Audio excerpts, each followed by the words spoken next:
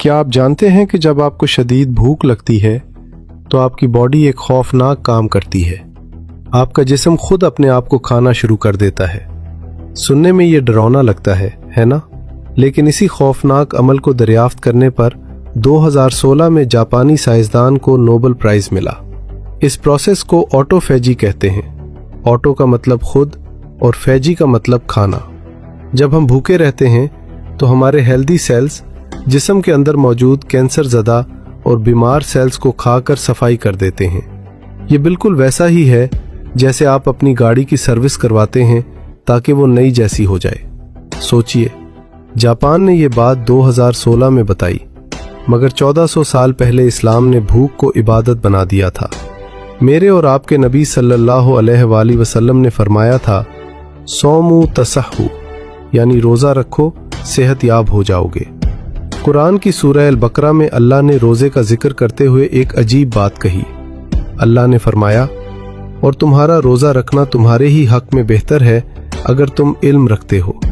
गौर करें, अल्लाह ने ये नहीं कहा कि मैं खुश हूँगा, फरमाया तुम्हारे लिए बेहतर है, यानी फ़ायदा तुम्हारा ही है। आज मेडिकल साइंस कहती है कि ऑटोफेजी का प्रोसेस तभी स्टार्ट होता है जब इंसान 12 से 16 घंटे भूखा रहे, और ये टाइमिंग बिल्कुल इस्लामी रोज़े के दौरानिये के बराबर है। क्या ये महज इत्तफाक है?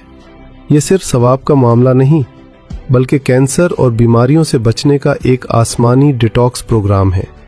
जब आप रोज़े में होते हैं तो आपका जिस्म अपनी एनर्जी खाना हजम करने पर नहीं, बल्कि खुद को ठीक करने पर लगाता है।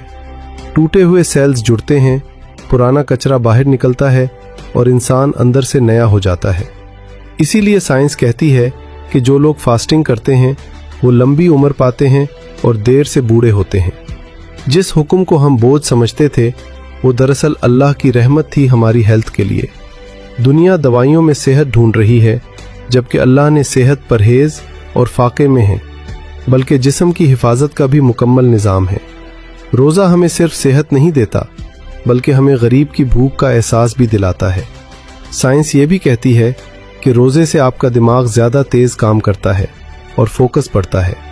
शायद यही वजह थी कि मुसलमानों ने अपनी सबसे बड़ी जंगें जैसे ग़ज़वा बदर रमज़ान के महीने में जीतें। ये अल्लाह का नुस्खा है जिसमें कोई साइड इफ़ेक्ट नहीं। आज से अपनी भूख को दुश्मन न समझें, बल्कि उसे अपना डॉक्टर समझें। मगरिब आज इंटरमिटेंट फास्टिंग के नाम पर उसे अपना रहा है, और हम मुसलमान 1400 साल से इस नेमत से माला माल हैं।